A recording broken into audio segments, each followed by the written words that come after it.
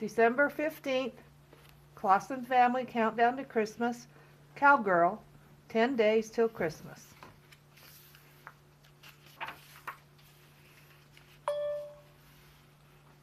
The sun was shining through the bedroom window on the 15th day of December. Molly rushed to the window, wondering if Scoop, the snowman, was still there. After the ice storm, he would surely last a while longer. There he was, glistening in the snow. Scoop was still intact, although a little smaller. "We should put some fresh snow on Scoop today," said Molly. "He's shrinking in the sunshine." Cam was not too worried about Scoop and went on making his bed. "Breakfast is ready," called Mom. The children enjoyed cheesy eggs, toast with homemade jam. Mom was known for her strawberry jam, and her children savored every bite. After breakfast, Molly and Cam cleaned up their plates and ran off to get dressed. Cam wondered who Molly would pick for the village today. The day before with Penny the penguin had been so much fun it would be hard to match.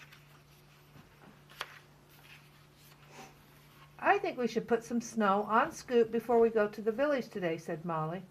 "He'll be okay," said Cam. "Besides, he might need more snow by the time we get back this afternoon." Molly agreed and took the satin box from the shelf. She opened the box and knew immediately who she wanted to select. Molly picked the cowgirl for the village. She loved the cowgirl's pink boots and sequined hat. Putting the satin box back on the shelf, Molly and Cam headed for the village. Molly placed the cowgirl near the carousel. Suddenly, the children were swept into a wild flurry of snow and gazump, landed right into the village.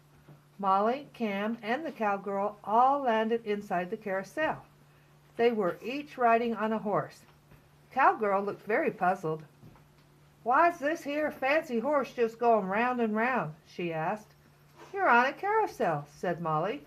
"Don't know what that is, Missy, but this horse needs to run free," shouted the cowgirl. Suddenly the cowgirl's horse broke free from the carousel and galloped off through the village. "Wow, if her horse can do that, maybe ours can too," cried Molly. Cam and Molly snapped the reins on their horses, yelling, "Giddy up!" But the horses continued round and round on the carousel. "Why isn't it working?" asked Cam. "'Cause you gotta get your knees into it and lean forward," said the cowgirl, riding back to the carousel. Molly and Cam did just that, and off the horses came, as the cowgirl said. "I'm Sarah," said the cowgirl. "Who are y'all?" "I'm Molly, and this is Cam," replied Molly. "Well, let's take these fancy horses for a ride," said Sarah. "You're riding Yazda," said Molly. "He is new to the village, so we should let one of the other horses lead." "I think this old boy is plenty able to lead," said Sarah. "Follow me." Sarah and Yazda took the lead with a high-stepping stride. As the children followed, their horses marched proudly behind Yazda. Villagers stopped to watch the beautiful horses prance through the streets. Molly and Cam sat high and proud to be a part of this little parade. Children watched with envy, wishing they had a horse to ride. "What say we speed this party up?" shouted Sarah. Snapping the reins, Yazda broke into a trot, then a full gallop. They came to a stop at the bottom of Snowshoe Ridge. Molly and Cam were close behind, holding on tightly to their horses. "That was a hoot!" cried Sarah. "We should head up into them hills for some fun." "Those are very high mountains covered with snow," explained Molly. "I don't think that's a good idea." Ignoring Molly's warning, Sarah kicked Yazda towards the path. Yazda took a few steps and started kicking and snorting. "Molly is right. It's not safe to ride up in the mountains," said Yazda. "Well, I'll be! It's a talking horse!" cried Sarah. "Who am I to argue with a fancy talking horse?" Molly and Cam were thankful that Sarah listened. They did not want to have another friend stuck on the mountain like Barry's family. "Well, now, what are we going to do?" asked Sarah. "It's a shame to waste these big fancy horses." Molly had an idea to have fun with the horses while staying safe. Molly took the lead and guided the others to the village bed and breakfast. There in front was a beautiful red sleigh. The children jumped off their horses. They ran to the innkeeper to ask if they could borrow the red sleigh. The innkeeper agreed after hearing their plan. Molly, Cam, and Sarah hooked Yazda to the red sleigh.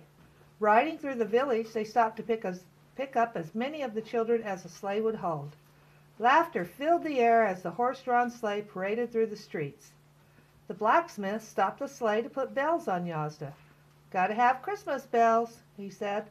And of course the children broke into a rousing song of Jingle Bells. Oh, what fun indeed for Molly to see the children so happy. Rounding a corner, Molly said, "This is our street. Can you take us home in the sleigh?" Stopping the sleigh in front of the house, Molly and Cam jumped off. Molly remembered that Scoop needed more snow.